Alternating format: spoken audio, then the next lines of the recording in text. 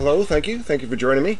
In this video, I'd like to show you some of the virtues and some of the capabilities of using design sketches in order to drive the design of a part. This is a single part. It's got a lot of fairly complicated surfaces to it and features to it, but it's one single part. It doesn't exist into an assembly at all. So all of my features in this part are going to be driven by these three design sketches, I call them. These sketches exist on the top of the feature manager design tree, in the top of the hierarchy, and they drive most of the features in the sketches associated with those features within this part. Two capabilities, two advantages for doing it this way. It's very easy to make updates to the part. If you go inside these sketches, you want to change something involving a feature, you can go inside these sketches and make those changes within those sketches. It's very easy to find, and the elements within these sketches are very well annotated. Another design aspect of this, which is desirable, is that there are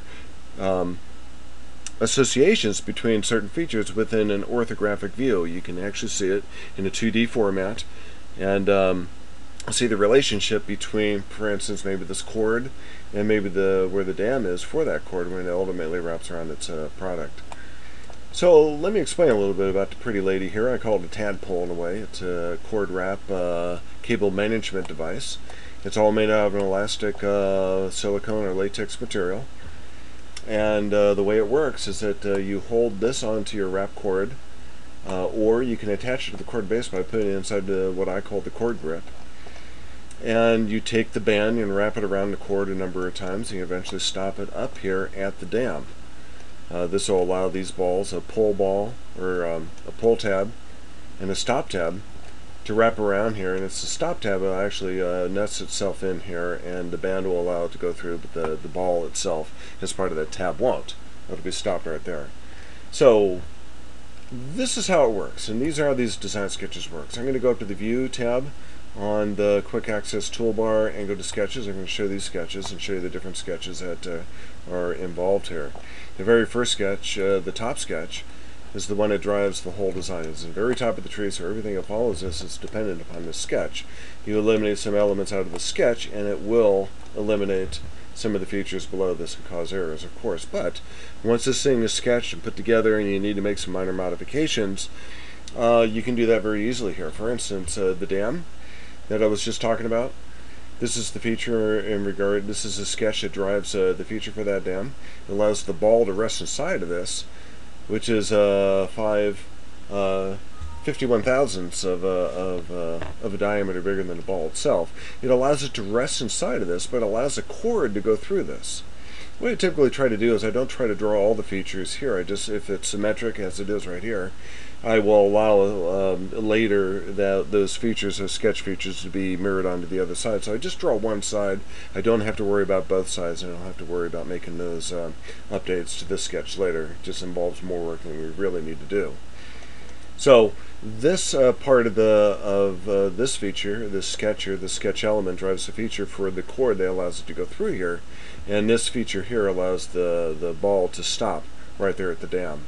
So if I want to change that height, if I want to make this a little bit higher, I can do that. I can take my stop knob dam height and maybe make that 1/4 of an inch rather than 23/100ths of an inch. And if you take a look at that, you'll notice that it's much shallower at the very bottom of the dam, and where that ball is going to be within this. When the ball rests inside of that, you'll notice that the dam or the band is actually going to be a little bit higher. It might be a little bit too shallow, but to show you how that works, if I go to the rebuild and rebuild my model and then turn this around, you can see that it's much more shallow than it used to be. Again, you can go back and change that and change those things, and that's the neat thing about this. I don't have to go into any of these features and try to find these features. I can just do it all within the sketch elements of these design sketches. I can go inside these features and do that, but I've designed this part right now so that I can just go to the specific design sketches and make those changes there. So that start with the top sketch. That drives all the sketches below that. If we go to the front sketch, you notice that the top sketch drives here where the thumb hold is. The thumb hold is a place where you actually hold the cord wrapping device onto the cord itself. It allows you to wrap it around so your thumb isn't encumbered by cords, by your band going back over your thumb again. It allows you to hold the thing off to the side. But you'll notice that the band diameter down here, which is this circle that you can see in the gray background, is part of the top sketch. It makes an association with that. It's a pierce point there, and it allows, with that tangency and other elements as part of that sketch, allows a nice taper flow from that, to the thumb hole itself.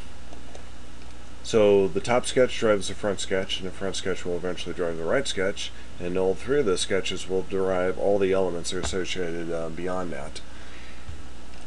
So I can see some of the relationships between where the thumb hold starts and where the band stops, for instance. And if we just take a look at the top sketch real quick, you can see the relationship between where the hole is going to be, where you can actually mount your appliance once you get it wrapped up, and where the dam's going to be and where the cord's going to be. You can see the relationship in an orthographic view where those things are and make those changes accordingly.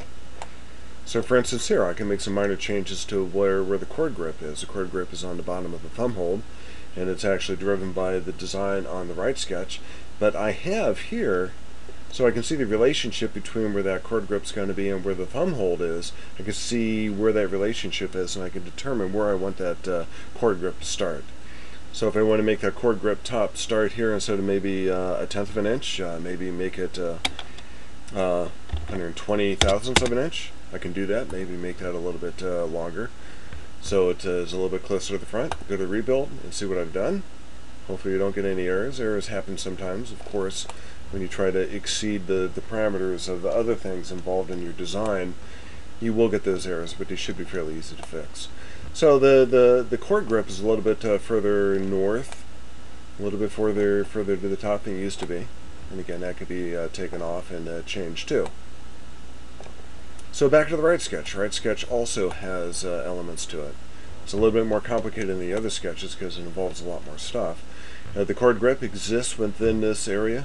This is actually the thickness of the cord. Down here is where the rib and the bottom of the cord, in order to add stiffness to it, exists. And I can change all these parameters within this. What I can't change here is where this exists, where the front of the cord grip is. And that is driven by the top sketch, as I just shown you. Or is driven by the front sketch, as was just demonstrated. So a lot of things in here, a lot of these things, as I alluded to before, but I'll show you with a little bit more detail here. You have some annotations that are associated with these dimensions that tells you exactly what you're looking for. The stop knob dam setback, I can change that. I can make that a little bit more forward, a little bit further back. And what this does is puts a stop dam in a location on the thumb hold, and I can see where the thumb hold is going to be by looking at the front sketch, just by looking down on that. So I can adjust that and make adjustments to that, and if I want to make it closer, if I want to make it further, that could be done relatively quickly too. So that's it in a nutshell. There are two advantages with using design sketches. One of the advantages is that you can, in only 3 locations in your part, be able to make modifications to that part that drive all the features associated with that part. And within those sketches, you can also see some of the relationships with some of the other features that are nearby that may not be apparent in a full 3D model. So those are the advantages. I hope you have fun with that, and we will talk to you soon.